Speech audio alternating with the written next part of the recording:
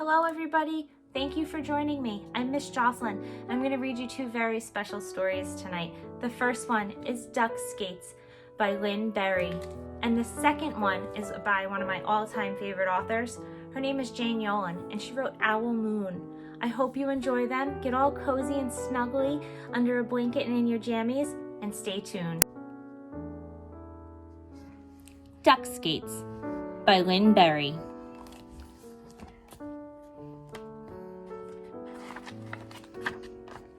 Duck skates.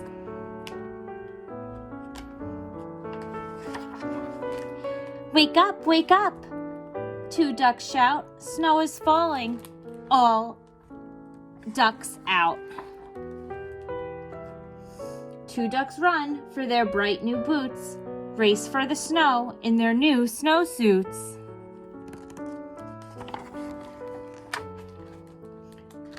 The last three follow, all five tromp down to the pond for a duck skate romp.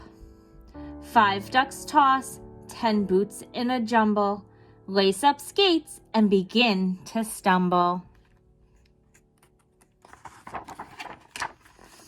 1 duck wobbles, 2 ducks wiggle, 3 ducks topple, 4 ducks giggle. 5 little ducks now gliding in a line down by the bank to a no skate sign.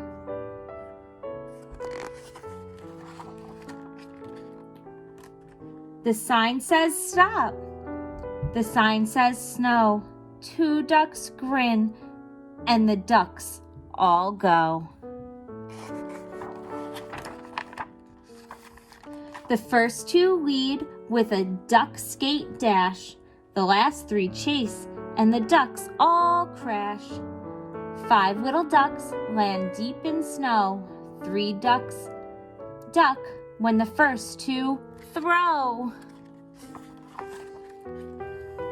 Snowballs zoom with a zig zap zing. All 5 ducks now dodge and fling. Mercy, mercy, 2 ducks cry, 3 ducks cheer as the last balls fly. 3 ducks climb from the deep snow pile, 5 little ducks skate hands and smile. Whoosh and swish, and the ducks go round, ducks in a line skate homeward bound. 5 ducks flap by the uphill track, skates off, boots on, 5 ducks quack. 5 ducks tramp, 10 boots stamp, ducks trudge hungrily, cold and damp. The first 2 stop at the top end pier. Hurry, ducks, now home is near. 3 ducks slip down the hill and slide, 2 ducks stomping, tromping inside. 5 ducks wrestle, 10 wet boots, hang damp mittens, skates and suits. 5 ducks try, 10 ducks' feet rub down feathers, now ducks eat. Cake and cocoa, milk and pie, 5 little ducks licks crumbs and sigh. Ducks cuddle up on the round hearth rug, rosy, cozy, warm and snug. The end. Duck Skates by Lynn Berry. And the next one is Owl Moon by Jane Yolen.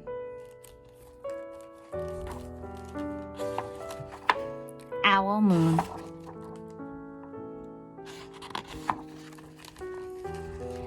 It was late one winter night, long past my bedtime, when Pa and I went out owling.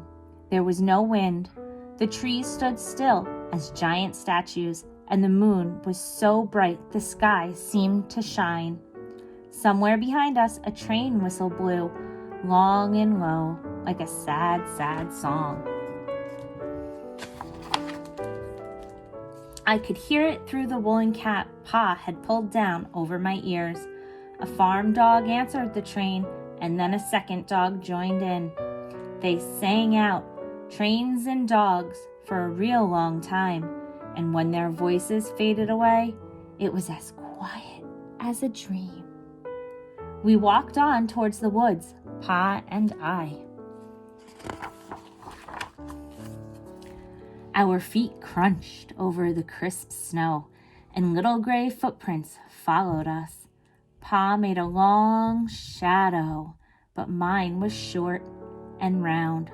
I had to run after him every now and then to keep up, and my short round shadow bumped after me.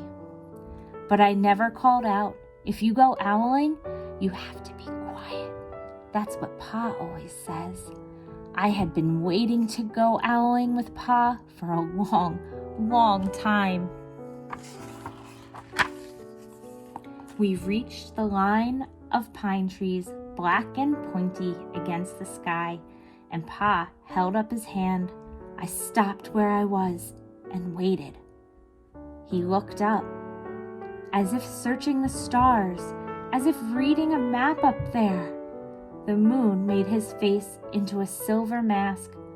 Then he called, "Whoo! Whoo! Whoo! Whoo! Whoo! Whoo!" The sound of a great horned owl. "Whoo! Whoo! Whoo! Whoo! Whoo! Whoo!"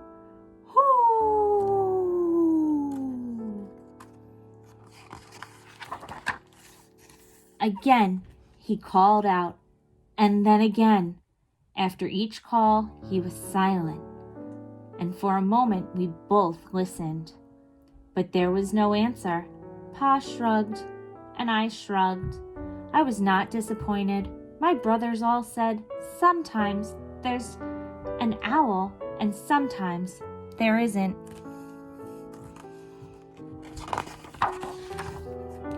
We walked on. I could feel the cold, as if someone's icy hand was palmed down on my back, and my nose and the tops of my cheeks felt cold and hot at the same time, but I never said a word. If you go owling, you have to be quiet and make your own heat. We went into the woods. The shadows were the blackest thing I had ever seen. They stained the white snow. My mouth felt furry, for the scarf over it was wet and warm. I didn't ask what kinds of things hide behind black trees in the middle of the night. When you go owling, you have to be brave. Then we came to a clearing in the dark woods. The moon was high above us. It seemed to fit exactly over the center of the clearing, and the snow below it was whiter than the milk in the cereal bowl.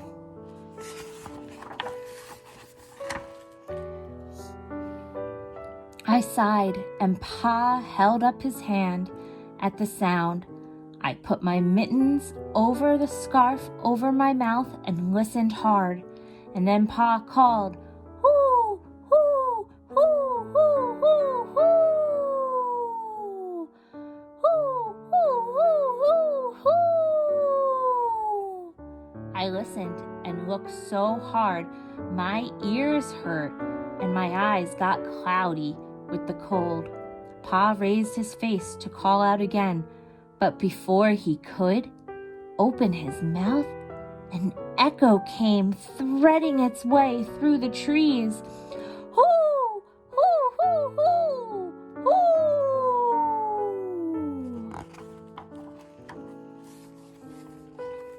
Pa almost smiled, then he called back, "Hoo! Hoo! Hoo! Hoo! Hoo! Hoo!" Just as if he and the owl were talking about supper, or about the woods, or the moon, or the cold. I took my mittens off, the scarf off my mouth, and I almost smiled too.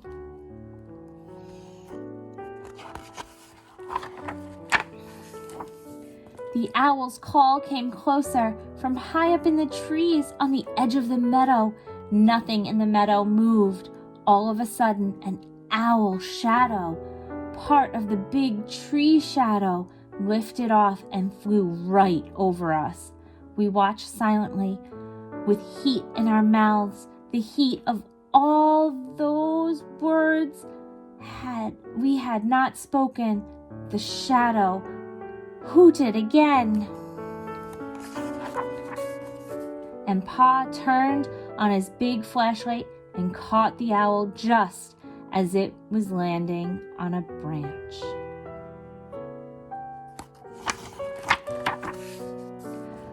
For one more minute, 3 minutes, maybe even 100 minutes, we stared at one another.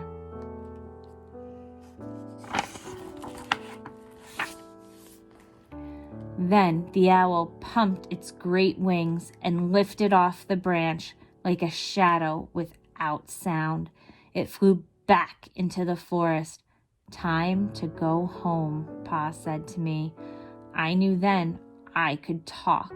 I could even laugh out loud, but I was a shadow as we walked home.